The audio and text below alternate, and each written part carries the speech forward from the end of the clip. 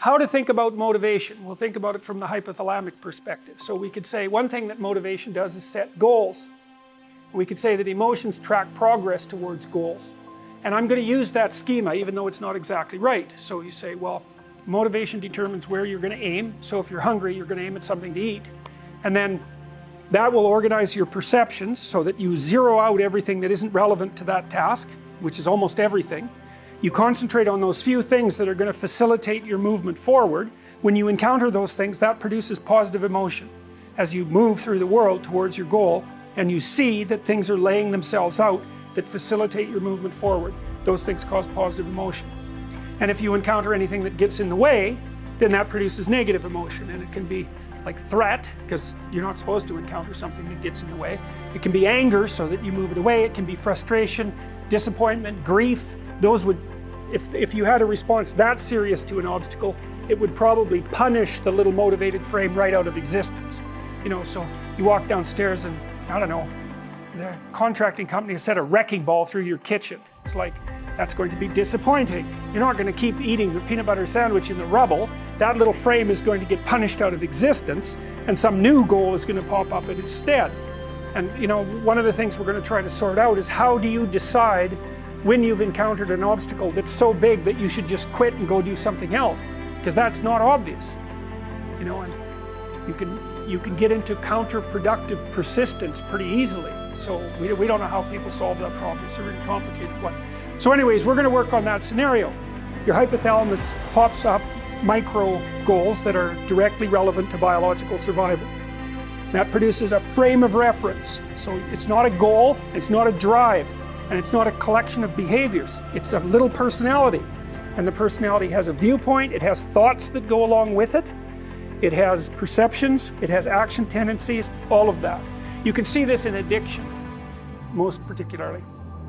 So one of the things that you find often with people who are alcoholic is they lie all the time.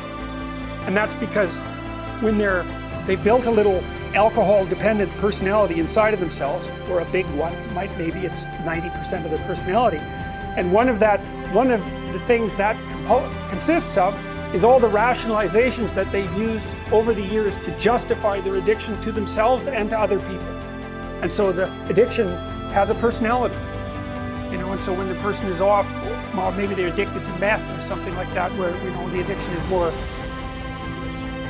it's more short-term powerful than I would say than an alcohol addiction. They'll say anything. And the words are just tools used to get towards the goal. And if they happen to be deceptive, whatever, it doesn't matter. They're just practical tools to get towards the goal. And then when you get towards the goal and you take a nice shot of meth or something like that, you reinforce all those rationales that you use to get the drug, and then the next time you're even a better deceiver and liar. So, okay, so we're going to say motivations, one way of thinking about it is they set goals, but it's not the right way of thinking about it. They produce a whole framework of interpretation. And so we're going to think about that framework of interpretation. And then emotions emerge inside of that. So that's it. So the world is framed, motivation set goals. You could say the world has to be framed. So motivation sets that frame. Goals, emotions, perceptions, and actions. And then actions track progress. So positive emotion says you're moving forward properly towards your goal. And if you encounter something you don't expect, you stop. That's anxiety. It's like, oh, we're not where we thought we were. And so we don't know what to do. So we should stop because we don't know where we are or what we're doing. Stop, frozen.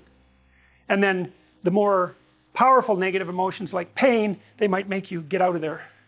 So emotions, forward, stop, reverse. That's your emotions within that motivated frame. So, and that's another example of how your mind is embedded in your body. Your emotions are like they're offshoots of action tendencies. That's the right way to think about it. Because action is everything, fundamentally. So what are some basic motivations? Most of these are regulated by the hypothalamus, by the way, and that tells you just how important a control system it is.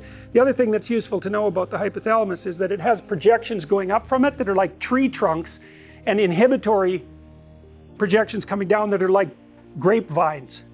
So you can kind of control your hypothalamus as long as it's not on too much, but if it's on in any serious way, it's like it wins.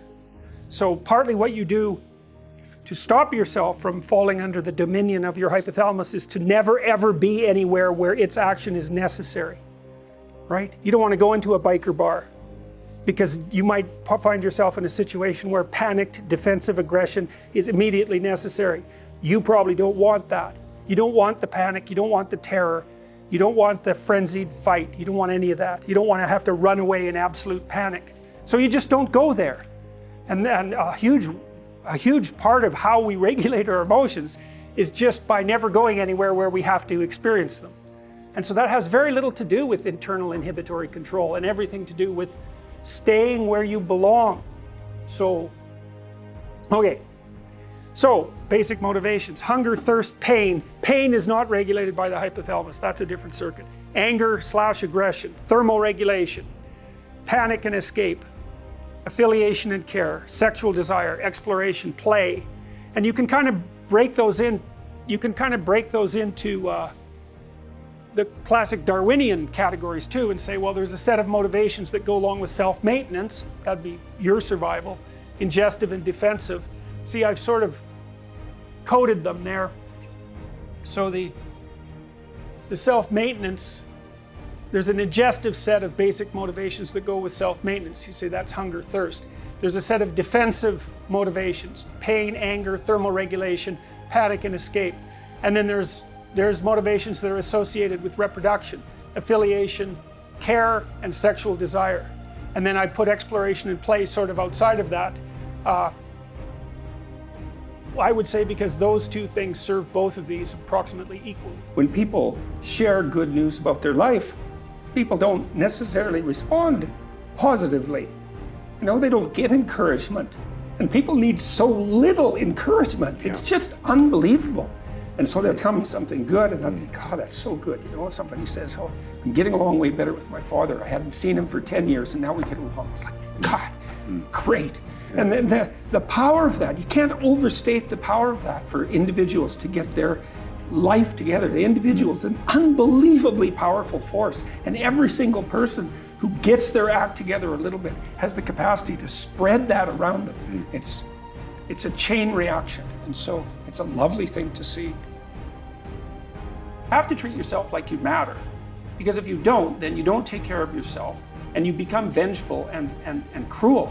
And you take it out on people around you, and you're not a positive force. None of that's good. So you suffer more, and so does everyone around you. And there's a malevolence that enters into it. None of that's good. So that's what happens if you don't treat yourself like you matter. And then, well, what happens if you don't treat other people like they matter? Well, you lie to them, you cheat them, you steal, you enter into impulsive relationships with them. They can't trust you. That doesn't go anywhere. They don't like you. You end up alone at best, and maybe like incarcerated at worst. Like, that doesn't work. And so you watch the people around you who thrive, regardless of what they say. They act out the proposition that everyone matters. And then you have a functional society. And I think, okay, well, if when you act out the proposition that everyone matters, you have a functional society, maybe that's evidence that that proposition is true. It's like, I think it's true. One of the things that's really interesting about the Old Testament is that, and the Jews in the Old Testament, is that they don't take the path of Cain.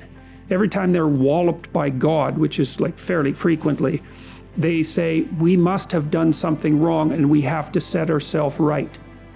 And that's an unbelievably heroic attitude, because that's the alternative to cursing fate.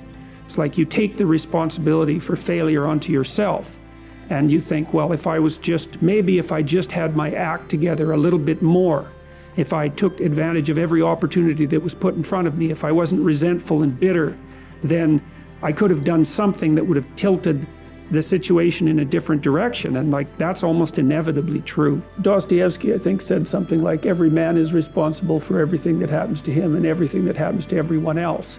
And that's, you know, it's a crazy statement, right? It's a crazy statement. And he was a pretty extreme person in many, many ways. But there's a level at which that's metaphysically true, you know, because what happens is that it's failure to act often that's the most catastrophic. You know, I mean, it's to not do the right thing when the situation presents itself. And it's very specific. You know, you're constantly in situations where you could do the right thing if you were willing to take a risk that's actually of relatively moderate size. And you know that you could take the risk, and you know that you should take the risk, and you don't. And that happens to people all the time. And then what happens is the thing that they didn't oppose grows a little bit, and they shrink a little bit. And that starts a loop, hey?